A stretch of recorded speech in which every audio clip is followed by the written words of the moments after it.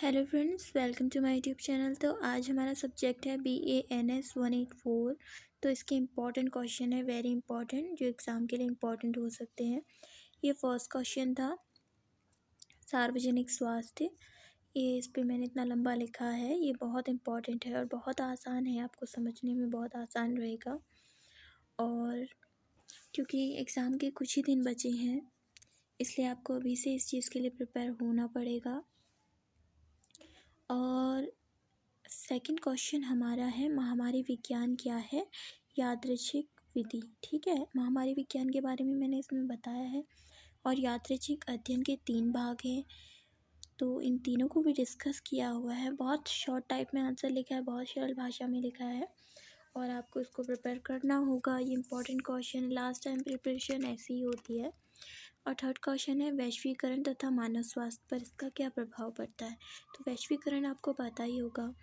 तो इसके सकारात्मक प्रभाव हैं और नकारात्मक प्रभाव हैं।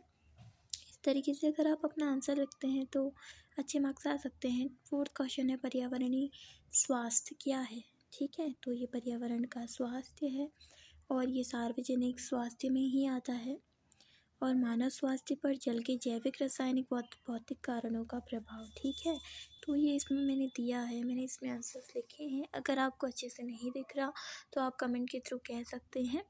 और फिर टिप्पणी लिखनी है टीकाकरण पे। तो टीकाकरण आपको पता ही है, टीकाकरण बचपन में हर किसी का होता है। तो ये दवा किसी भी तौर पे दी जाती है तो टीकाकरण कहलाता है। जेंडर और स्वास्थ्य, तो जेंडर और स्वास्थ्य क्या है, तो ये भी डिस्कस किया है। भारत में स्वास्थ्य देखभाल सेवाएं, ठीक है, तो देखभाल सेवाएं प्रणाली सार्वजनिक स्वास्थ्य के अंदर ही आता है ये सब। तो ये इसका आंसर है। और अगर आपको इसे PDF फॉर्म में अच्छे से देखना है तो आप मुझसे कमेंट के थ्रू पूछ सकते हैं, मैं आपको बता दूंगी। फिर है, भारत के स्वास्थ्य क्षेत्र गैर सरकारी संगठनों की भूमिका। तो स्वास्थ्य क्षेत्र में जो गैर सरकारी संगठन हैं, उनकी क्या भूमिका है, आपको पता ही होगा गैर सरकारी संगठन क्या होते हैं। तो इसमें बहुत अच्छे से लिखा है। अगर आप इस तरीके से आंसर लिखते तो आपके बहुत अच्छे मार्क्स आएंगे। जीर्ण रोग व X2 टेस्ट पर टिप्पणी। जीर्ण रोग क्या होता है? ये रोग बहुत धीरे धीरे फैलता है, बहुत लंबा चल जाता है, जीर्ण रोग होता है। और काई स्क्वायर, यहाँ X² टेस्ट, ये भी इम्पॉर्टेंट है। मलेरिया क्या है, ये भी इम्पॉर्टेंट है, बार बार पूछे गए हैं ये सवाल, प्रीवियस ईयर पे बेस्ड है, बहुत इंपॉर्टेंट क्वेश्चन है। कोविड-19 प्रबंधन, ये बार बार पूछा गया है, ये भी आ सकता है, इसके भी चांसेस हैं।